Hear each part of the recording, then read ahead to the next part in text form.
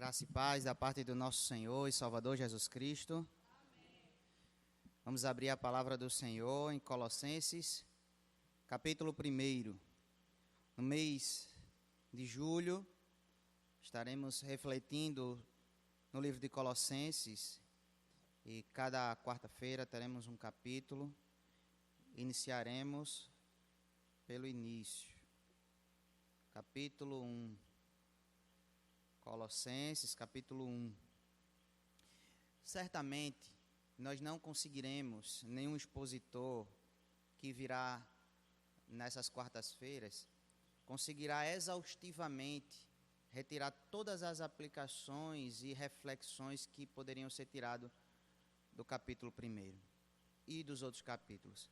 Sabemos também que a palavra do Senhor ela é viva, ela se renova e ela vai dia após dia trazendo mensagem ao nosso coração, de tal forma que a gente passa por uma leitura bíblica que a gente já leu diversas e diversas vezes, e ela não tinha falado ao nosso coração, e a gente lê em uma determinada época, e ela traz uma mensagem, e a gente diz, parece que eu não tinha lido esse versículo, mas a gente já leu, e a palavra é viva.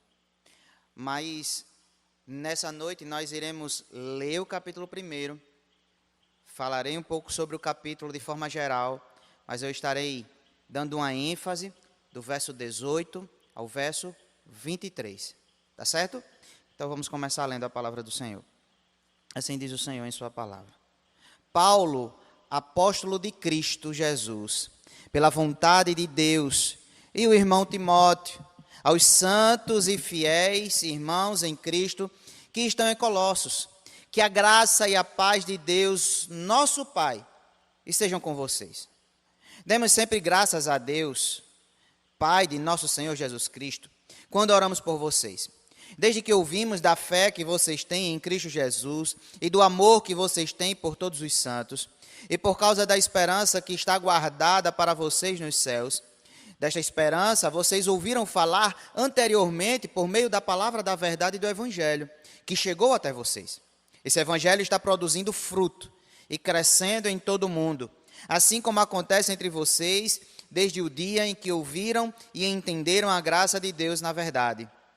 Isso vocês aprenderam de Epáfras, nosso amado conservo, e em relação a vocês, fiel ministro de Cristo, o qual também nos contou do amor que vocês têm no Espírito.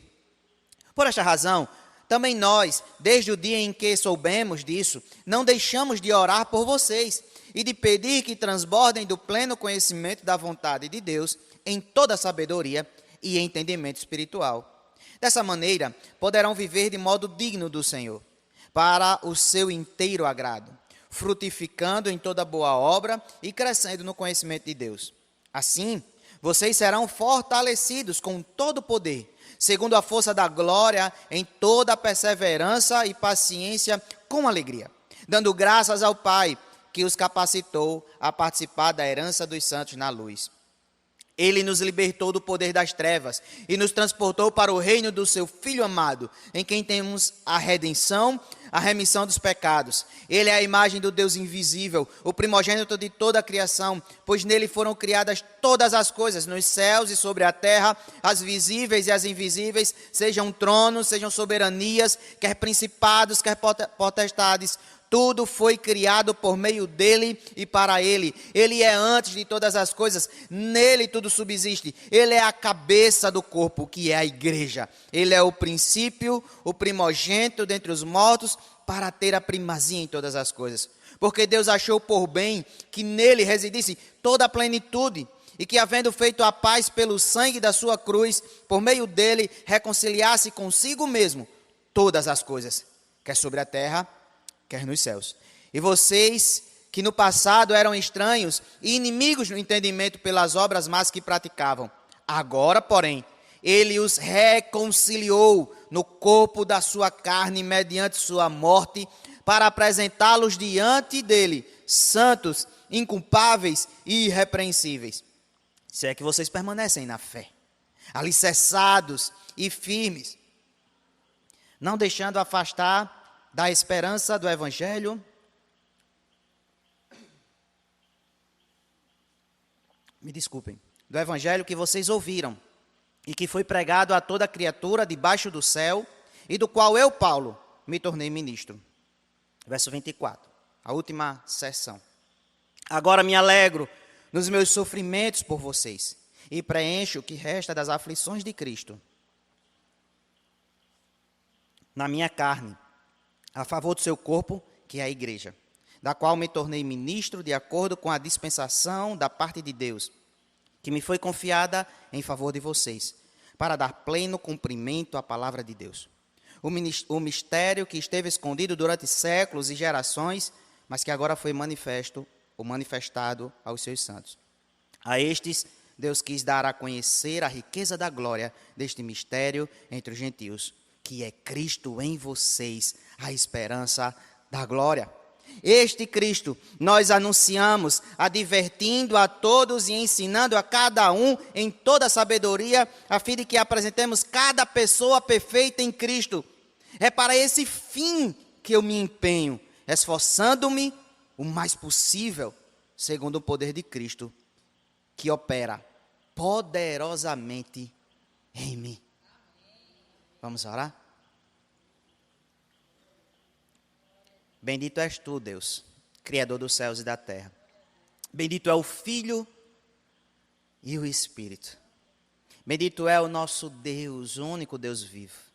Obrigado porque, mais uma vez, somente pela leitura da tua palavra, nós já entendemos a tua mensagem. Obrigado porque ela é viva e ela é mais atual do que o jornal de amanhã. Obrigado porque o Senhor fala a cada um de nós de forma especial e individual, mas fala também para nós como povo, como a tua igreja, aquela qual o Senhor comprou pelo sangue do teu próprio Filho, que é o cabeça. Obrigado, Pai, porque dele flui toda a poderosa soberania sobre a igreja. O Senhor é o Deus único e verdadeiro. O Senhor é o Deus da nossa vida. O Senhor é o Deus da nossa família. Obrigado, Senhor. Em nome de Cristo Jesus, eu te peço e te agradeço. Amém.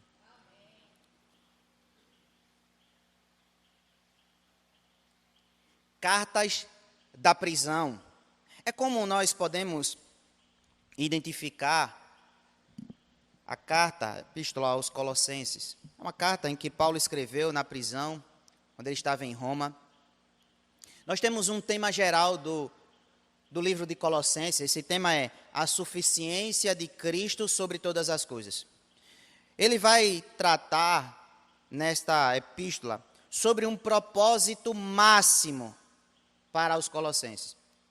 O propósito de que os crentes devem se firmar no conhecimento de Cristo. É em Cristo que eles devem buscar todo o conhecimento de todas as coisas que existem, que estão na terra, nos céus e que estão além da sua compreensão. É em Cristo que tudo se cumpre. É em Cristo que se dá o dia a dia. É em Cristo que se dá a sua salvação e é em Cristo que se dá o poder para a sua oração também. É em nome dele que nós oramos. O Pai nos ensinou assim. Ele estava desde o princípio. E quem iniciou essa igreja, nós vemos quando Paulo diz e fala o nome dele já no princípio, Epáfras.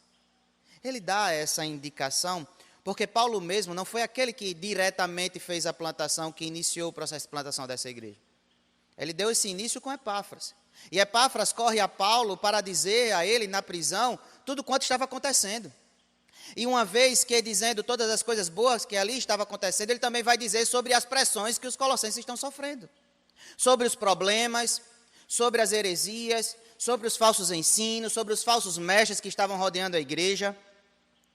E aí ele começa aqui no primeiro capítulo, como todos nós devemos começar a nossa vida e a nossa manhã, orando. E ele faz 2 orações iniciais. Se a gente pudesse parar, somente refletir sobre como Paulo, antes de dar quaisquer instruções doutrinárias, ele para e ora. A gente já poderia falar aqui somente no poder da oração para direcionar a nossa vida. Ele fez 2 orações direcionadas. Do verso 1 ao verso 8, ele faz uma oração. Quando ele inicia o verso 9, ele vai falar também, fazer uma outra oração. Mas qual é a chave que nós poderíamos ter como tema nessa noite, que certamente Paulo tem aqui. Cristo é o Messias exaltado. E ele precisa estar exaltado na sua vida. E você precisa se permitir ser forjado pelo caráter de Cristo, para que você seja alguém semelhante ao teu Rei, ao teu Messias, ao teu Senhor, ao teu Mestre, Jesus Cristo. Nenhuma doutrina foi mais atacada ao longo dos séculos do que a doutrina de Cristo. Chamamos essa doutrina, a doutrina de Cristo, de cristologia. Os primeiros concílios gerais da igreja, eles trataram muito sobre isso. Era sobre quem era Cristo, se Cristo era homem ou Deus, qual era a suficiência do sacrifício de Cristo, e algumas outras indicações ia se tratando. Foi assim no concílio de Nicéia, foi assim no concílio de Constantinopla, foi assim no concílio de Calcedônia, e a cada concílio que existia, o tema que havia mais evidência era tratar problemas sobre o que as pessoas estavam dizendo sobre Cristo, os problemas que estavam ocasionando sobre a doutrina de Cristo. E é importante a gente saber disso, porque isso faz parte da história da igreja. E uma vez que sabemos da história da igreja, nós sabemos de onde viemos, nós sabemos onde estamos e nós sabemos para onde nós devemos caminhar quanto igreja de Cristo aqui na terra. Porque nós sabemos a nossa história. E a nossa história está em Cristo, em Deus, fundada, fundamentada, redimida e está nas mãos daquele que virá em glória para dizer: eles são meus. Ninguém no mundo tem o poder, a capacidade, a autoridade, e ninguém é exaltado o suficiente para dizer a qualquer um da igreja de Cristo: você é meu. O seu chefe nem tem você como dele. Ele momentaneamente, ele está dirigindo uma instituição, uma empresa, um órgão, e ele está dirigindo a sua vida profissional naquele instante. Nenhum governante, nenhum presidente, nenhum prefeito tem o poder de dizer: esse povo é meu. Somente Cristo pode dizer isso. E ele diz com toda a autoridade: esse povo é meu povo. E nós dizemos o que a ele? Esse é o meu Deus. E ele continua fazendo maravilhas. Portanto, Colossenses é o grande tratado cristológico do Novo Testamento. Mas por que é tão importante, pastor, iniciar assim? Porque ainda em nossos dias há uma deturpação da imagem e da compreensão de quem é Cristo. Muitos conhecem Cristo e querem adorar a Cristo pelo que ele faz. Conhecem o Cristo benfeitor. Eles querem as benfeitorias e bênçãos dadas por alguém que pode fazer. Mas eles estão pouco importando de se apropriar na natureza e de quem é Cristo.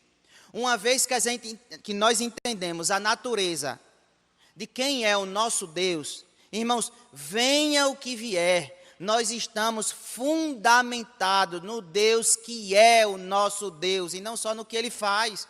Ele pode fazer, irmãos, Ele tem poder para isso. Se Ele decidir fazer, louvado, glorificado seja o nome do Senhor. Se Ele decidir não fazer, louvado e glorificado seja o nome do Senhor, e ponto final. Ele é esse Deus maravilhoso, poderoso, e como o tema dessa mensagem, o Messias exaltado. Queridos irmãos, aqui do verso 18 ao verso 19, nós já vimos aí de forma bem geral essas primeiras palavras, mas aqui do verso 18 ao verso 19, nós vemos como o apóstolo Paulo vai falar diretamente para mim e para você. Ele vai dizer: ele é o cabeça do corpo. Cabeça de quê? Que corpo? A igreja. Está falando para mim e para você. Ele está falando para o tempo dele, para os colossenses, mas ele está falando para mim e para você. Ele está dizendo: ele é a sua cabeça, igreja. Ele é o cabeça da igreja, o corpo é a igreja.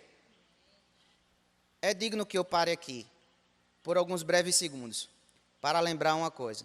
Todas as vezes que as Escrituras Sagradas vêm falar sobre igreja, ele não fala necessariamente de um indivíduo sozinho. A igreja é a comunidade de fé.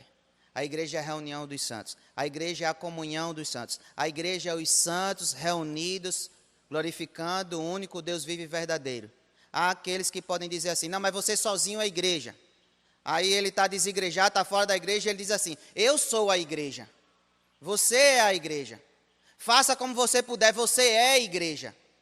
E aí a pessoa sai e acha que ele é autossuficiente, não precisa da comunhão dos santos, não precisa da igreja, não precisa estar enxertado numa comunidade de fé, não precisa criar raízes numa comunidade de fé, porque ele bate no peito e diz assim, eu sou igreja. Paulo vem aqui dizer que Cristo é o cabeça da igreja e a igreja é o corpo. Somos todos nós juntos. E todas as expressões que o Novo Testamento vai tratar sobre igreja, ele vai falar sobre comunidade, sobre plural, sobre a reunião dos santos. É importante você lembrar disso, por quê? Porque a igreja não é aqui a estrutura. E a estrutura é muito boa. Louvado seja o nome do Senhor por nossa estrutura. Mas a igreja é o povo de Deus. Quem subirá triunfante nas alturas para encontrar o Rei glorioso e exaltado, somos nós, a santa igreja do Senhor. Os mortos ressuscitarão, nós subiremos após eles e nos encantaremos todos juntos. Não vai ser nenhuma estrutura dessa, vai ser muito melhor. Vai ser infinitamente melhor. Vai haver uma restauração de todas as coisas e viveremos gloriosamente com o Messias exaltado. Ele será a nossa luz, ele será a nossa estrela da manhã. Ele é o filho de Davi, que iluminará nossos dias e nos guiará eternamente com o seu amor gracioso. A igreja do Senhor é o povo santo do Senhor.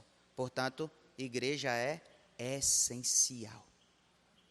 Então, queridos irmãos, aqui o apóstolo Paulo vai nos lembrar, portanto, sendo ele cabeça da igreja, ele já vem nos lembrar que Cristo tem preeminência, porque um corpo não tem vida sem cabeça. A igreja não existe à parte de Cristo. E algumas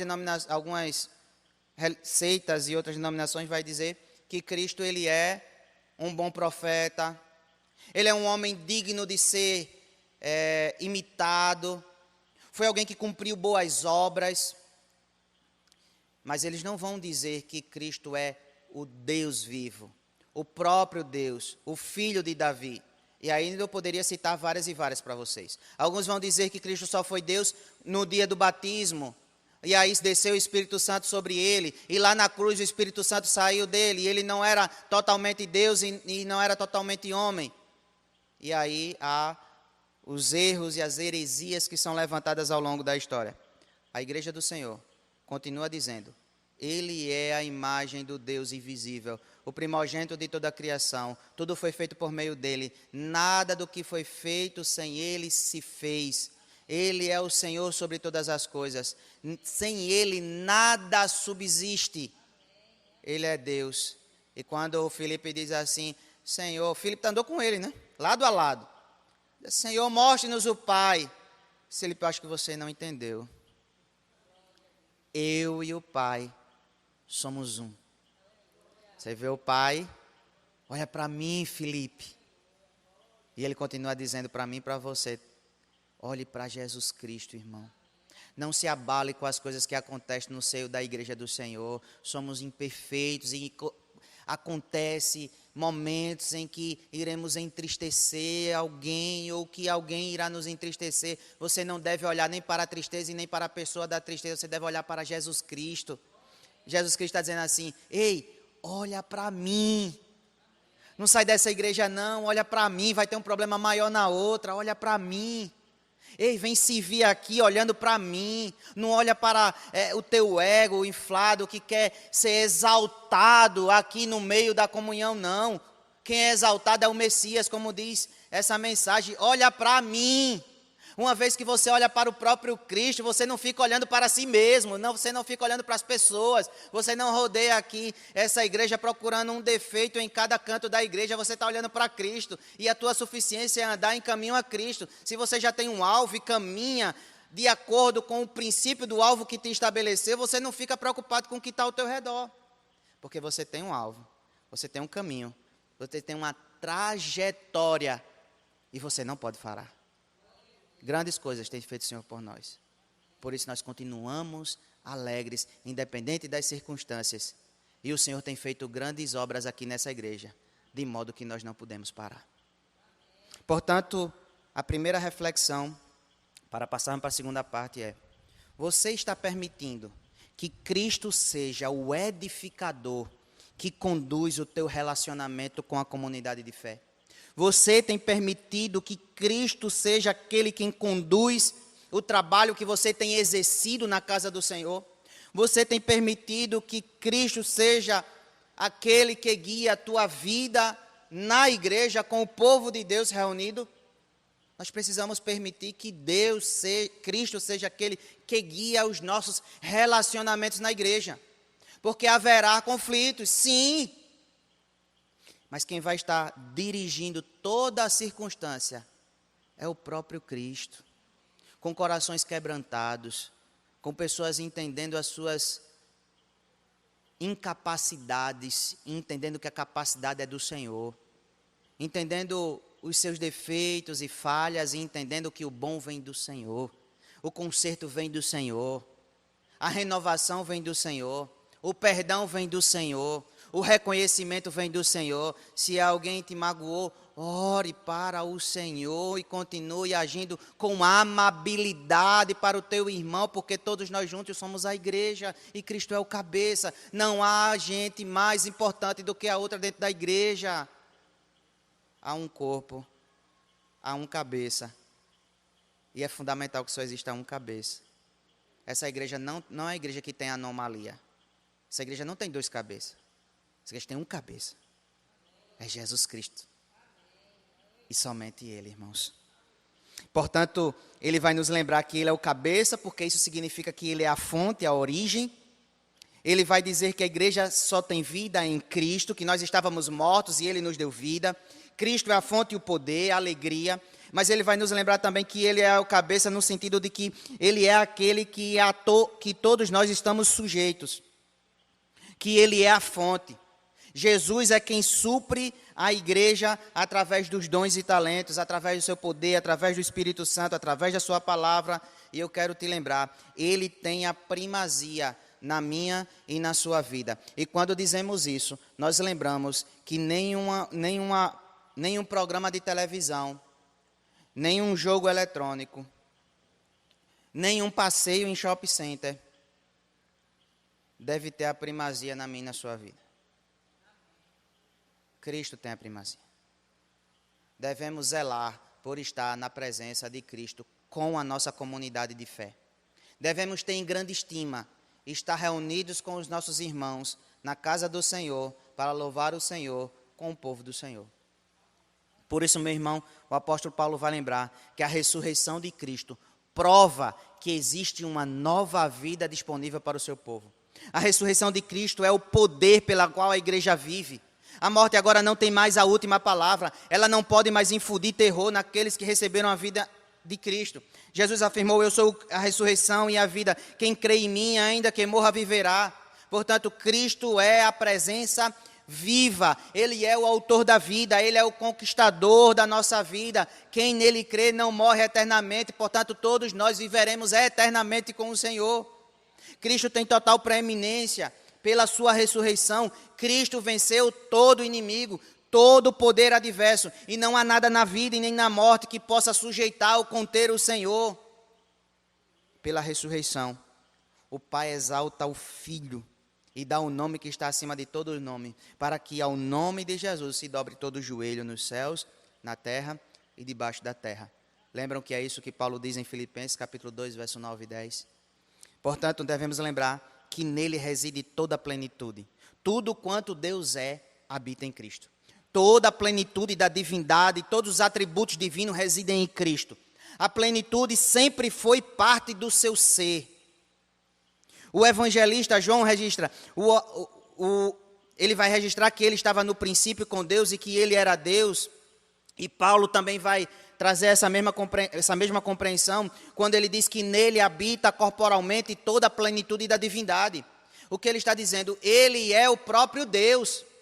A mesma essência do Deus Criador, do Deus de Israel, está em Cristo e está no Espírito. É a perfeita Santíssima Trindade.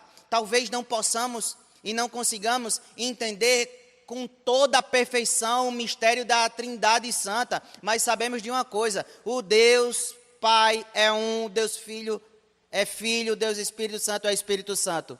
E todos são um só Deus.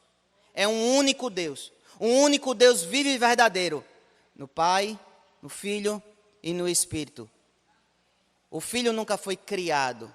O Espírito também nunca foi criado. Sempre existiram. Não há um tempo ou um espaço-tempo em que eles vieram a existir. Eles já existiram. Antes que houvesse a existência do tempo, eles já estavam lá. Eles já se completavam entre si. Eles não estavam ali pensando que estavam se sentindo assim meio solitário e vamos criar o ser humano. Eles já se completavam em si. Eles não precisavam mais de nada. Já era suficiente em si mesmo. Mas Ele, em amor e graça, nos fez todas as coisas pelo poder da sua palavra, sustenta todas as coisas também pela palavra do seu poder, pela sua mão poderosa, nos salvou. Ele não precisava fazer isso, Ele fez de livre, espontânea vontade, foi decisão do Senhor fazer isso, porque se Ele não fizesse, eu e você estávamos eternamente condenados, não haveria um outro jeito. Ele enviou o Filho, para que a ira do Pai caísse sobre o Filho. E o Filho diz sim a essa missão. E Ele cumpre essa missão. Portanto, nele há toda a plenitude. Tudo quanto Deus fez, enviou o seu Filho para ser cumprido no poder do Espírito. Ele é perfeitamente Deus, mas Ele também foi perfeitamente homem. Quando Ele chorou, eram lágrimas mesmo que caíram. Quando Ele chorou, eram lágrimas de sangue que caíram dele. Ele sentiu fome, sede. Ele sentiu as fraquezas que o nosso corpo frágil sente. Ele viveu em nosso meio. Ele andou de chinelos do seu tempo. Ele vestiu a túnica do seu tempo. Ele sentou e partiu o pão na mesa com os seus. Mas também com uma só palavra ele curava. Também ele não precisava nem estar no lugar para fazer milagre. Sabe que eles pensavam, os próprios discípulos dele pensavam que ele precisava estar no lugar para fazer milagre. Aí ele provou que ele nem precisava estar no lugar para fazer um milagre. Ele é esse Deus, completamente homem, completamente Deus. Ele não deixou a sua divindade, como se dizendo, ele viveu aqui todo como homem e ele se desfez, se esvaziou de toda a sua divindade. Não, ele era Deus e homem ao mesmo tempo. Porque se você dizer que ele se esvaziou, então ele não era mais Deus. Ele era só homem. Isso não aconteceu. Ele sempre foi completamente homem, completamente Deus, em toda a sua essência. Quem morreu naquela cruz do Calvário foi o Deus Filho. Foi também o homem Jesus Cristo de Nazaré, que nasceu do milagre virginal de Maria, operado pelo Espírito Santo de Deus. Era o Deus homem que estava sendo entregue ali, na cruz do Calvário, que estava sendo imolado como o Cordeiro de Deus que tira o pecado do mundo. Ele precisava ser um homem para ser semelhante a nós. Ele precisava ser Deus, porque somente Deus poderia remir pecadores perdidos por todo o tempo, ao longo de todas as eras, das eras passadas, presente e futura. Somente Deus poderia aplacar a ira do próprio Deus. E Ele fez isso, irmãos, em amor a mim, em amor a você. E é isso que Paulo diz do verso 20 ao verso 23, para irmos ao final. Ele nos lembra que Jesus fez reconciliação. Foi uma reconciliação. Ele é igual a Deus.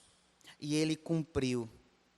Quando estava lá nas hostes incontáveis dos anjos, ali também já estava Cristo. E aí Ele, sabendo desde o princípio a sua missão, Deus Pai envia o Filho. E precisamos ressaltar aqui alguns pontos. Primeiro, há uma profunda necessidade de reconciliação entre Deus e os homens. Todos sabem disso, não é? O homem não estava em paz com Deus e ainda em nosso tempo não está em paz com Deus. O pecado afastou o homem de Deus. O homem tornou-se inimigo de Deus, rebelde contra o seu Criador. Não há parte nenhuma entre Deus e o pecado. Deus é infinitamente santo. E Deus não tem parte com o pecado. Ele não criou o pecado. Ele repudia o pecado. Ele odeia o pecado. Nós também devemos odiar o pecado. Por que então em nosso tempo tantos têm brincado com o pecado? Crente, nós devemos odiar o pecado de tal forma que nós vamos lutar de glória em glória para não permitir que esse pecado manche a natureza santa do Senhor que habita em nós, que é o próprio Espírito de Deus. O Espírito entristece. Quando não fazemos a vontade do Senhor, quando estamos em pecado, nós entristecemos o Espírito Santo de Deus. Nós não o perdemos. Um filho em pecado contra o seu pai é um filho rebelde e que se mantém fora do relacionamento com o seu pai. Mas se você é filho de Deus, você nunca vai deixar de ser filho. Filho é filho. Ele pode perder comunhão, mas ele não perde filiação. Agora, se você se afastou do evangelho, você tem que voltar. Porque se você não voltar, aí é uma evidência que você nunca foi filho. Mas se você é filho, vai voltar. Porque nunca deixará de ser filho. Você está entristecendo o Espírito Santo de Deus. Você pode estar apagando a figura e manchando a figura do Deus que resplandece sobre você. Mas eu quero te dizer, Deus te ama de tal forma que Ele continua te recebendo na casa dEle como a casa sendo tua, porque tu é filho dEle. Não se despece, querido irmão. Há lugar de retorno para a casa do Pai. Foi Deus e não o homem quem tomou a iniciativa da reconciliação. Deus foi ao homem. É Deus indo em direção ao homem e o homem respondendo em fé para Deus. É Deus mandando Cristo para a reconciliação e o homem respondendo sim, eu creio. Aquele que responde não, rejeita, ele não tem o filho, não terá o pai, não terá a vida. Aquele que diz sim, o Senhor diz, tem lugar para você na casa do meu Pai. Há muitas moradas. Ah, que moradas boas, irmãos. Por mais confortável que seja a sua casa aqui, eu quero te dizer que haverá um conforto eterno na casa do Pai. Ela é incomparável, indescritível.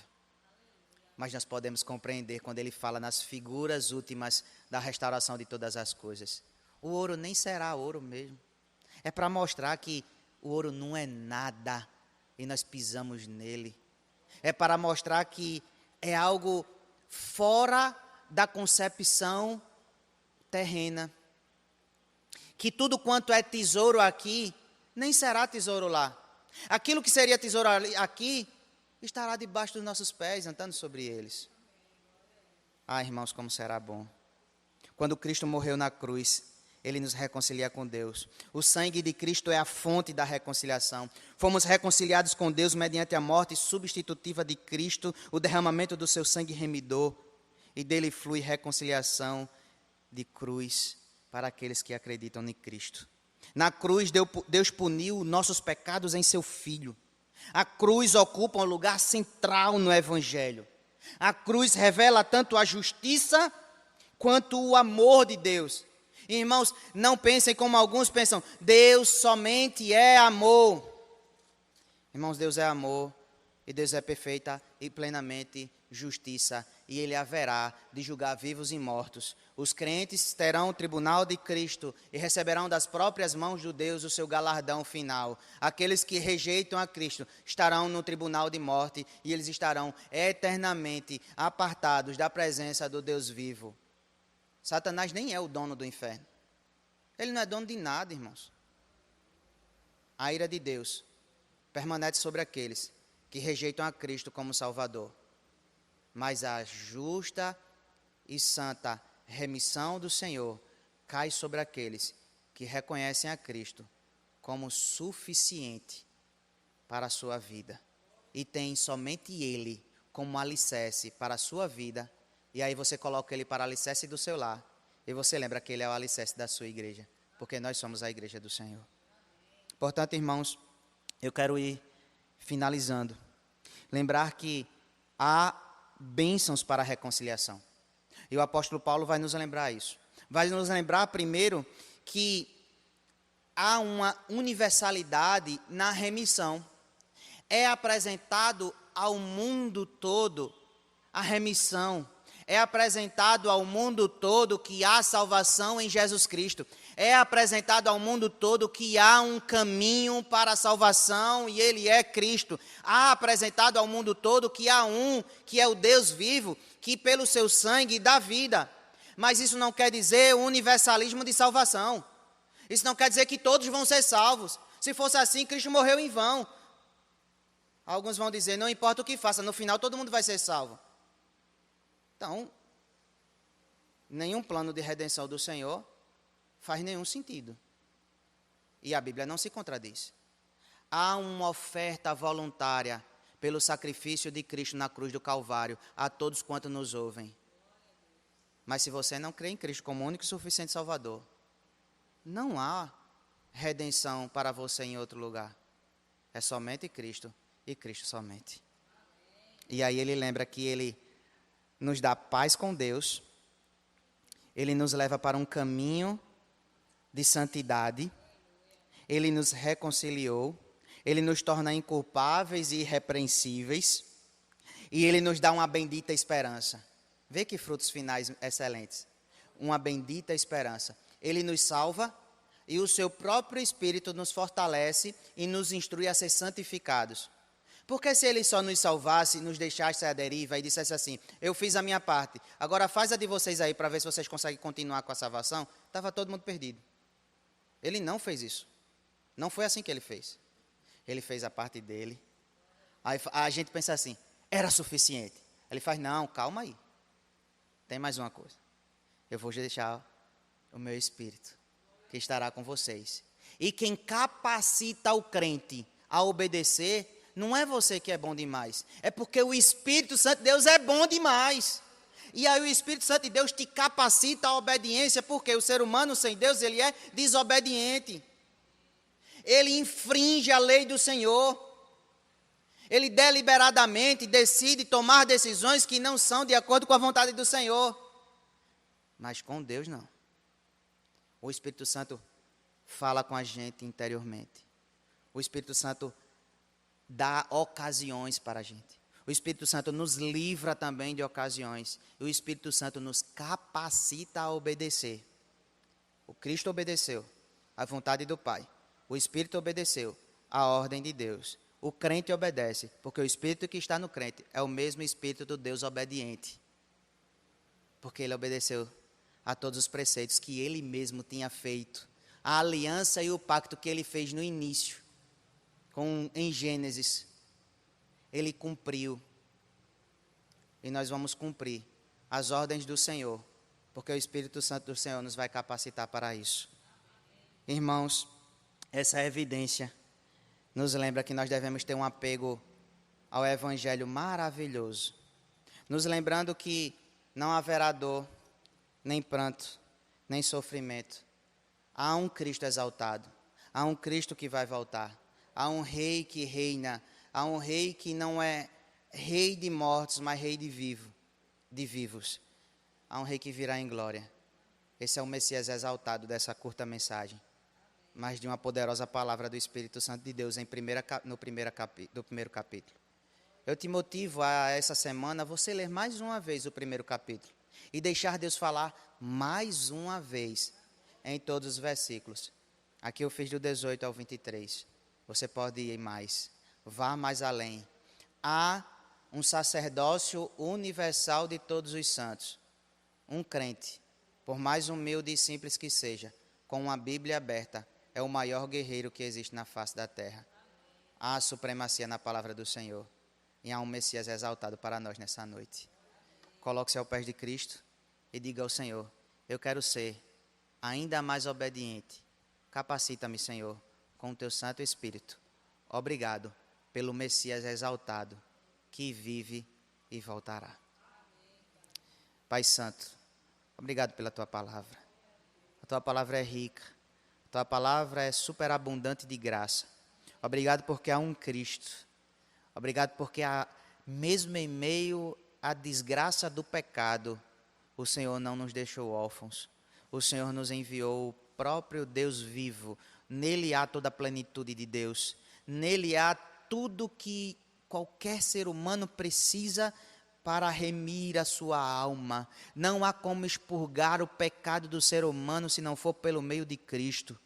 Senhor, obrigado porque o apóstolo Paulo cumpriu o que ele deveria cumprir. Ele foi um servo fiel, mas aqui ele, em momento nenhum, nesse primeiro capítulo, ele colocou o holofote para ele. Ele disse: a evidência é Cristo. É Cristo que deve ser exaltado. Ele é o Messias. Senhor, ele nem exaltou-se quanto à plantação e orientação de uma igreja. Senhor, o nome de Epáfras estava ali no início, mas ele também não o exaltou. A exaltação foi aos nomes de Cristo. Obrigado, Senhor, porque acima desse nome não há nenhum outro nome. Há o nome de Cristo. E há aqueles deuses que o mundo tem criado. Houve ao longo da história, Senhor, os Baals, as Aserais, os Apolos, as Afrodites e outros deuses criados pelas mãos humanas. Mas o Senhor é o Deus que criou todas as coisas. No Senhor tudo subsiste, como disse Paulo nesse primeiro capítulo. No Senhor Jesus Cristo há perfeita plenitude do ser de Deus. O Senhor soprou e fez todas as coisas. Pela sua palavra o Senhor criou cada dia e cada coisa que existe na terra criada. Senhor, o Senhor nos criou do pó e nos deu o fôlego de vida. E nessa noite, Senhor, dá-nos uma vez mais uma porção do Teu Santo Espírito para nos lembrar que nós não devemos viver pela metade com o Espírito, mas o que o apóstolo Paulo nos orienta mais à frente: sejam cheios do Espírito de Deus. Senhor, nos orienta a isso. Obrigado pela Tua igreja. Obrigado por nos lembrar que nós somos todos juntos a igreja do Senhor. Obrigado por ser o nosso cabeça. Senhor, como muitas vezes a nossa cabeça pensa em coisas erradas, o Senhor não erra. Há uma cabeça perfeita. Há aquele que nos dirige. Obrigado por dirigir a primeira igreja batista do Ipicep, Senhor. Obrigado porque o Senhor tem orientado o pastor presidente dessa igreja na condução daquilo que o Senhor quer para essa igreja. Obrigado porque vidas aqui são mais importantes do que estrutura. Obrigado porque mesmo assim o Senhor nos dá essa belíssima estrutura. Obrigado porque o nosso foco é evangelização. E obrigado pelas duas congregações. Essa é uma demonstração pública, Senhor, de que essa igreja se preocupa com vidas. E ela vai alcançar vidas em Cajueiro Seco. E ela vai alcançar vidas em Coqueiral. Pai amado, lembra-nos que mesmo que sejamos 3 comunidades de fé em locais separados, há uma cabeça que guia todas as coisas. Jesus Cristo, o firme fundamento da nossa fé. Nos abençoa e nos guarda.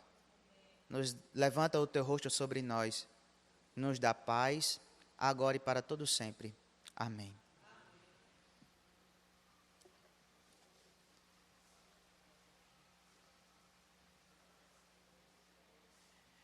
Que Deus, mais uma vez, possa, com a sua graça, nos alcançar com o seu infinito amor e dando-nos sempre a sua palavra para a edificação do corpo de Cristo, que é a sua igreja. Na próxima quarta-feira, nós estaremos tendo como base o livro de Colossenses, nós estaremos abordando o 2º capítulo, e assim até a última quarta-feira. O nosso desejo é que você mantenha a sua leitura nesse capítulo, para nós aqui falarmos na próxima quarta-feira. Queremos lembrar, domingo pela manhã, a Escola Bíblica Dominical, como foi falado, 9 horas, 10h10 do nosso culto. À noite teremos a celebração da ceia e com a mensagem. Domingo pela manhã, abertura de missões estaduais. Que Deus abençoe a sua vida. Ore também pelo Congresso Infantil, que ocorrerá no último final de semana do mês de julho. Oração silenciosa, estamos despedidos. Que Deus abençoe a todos.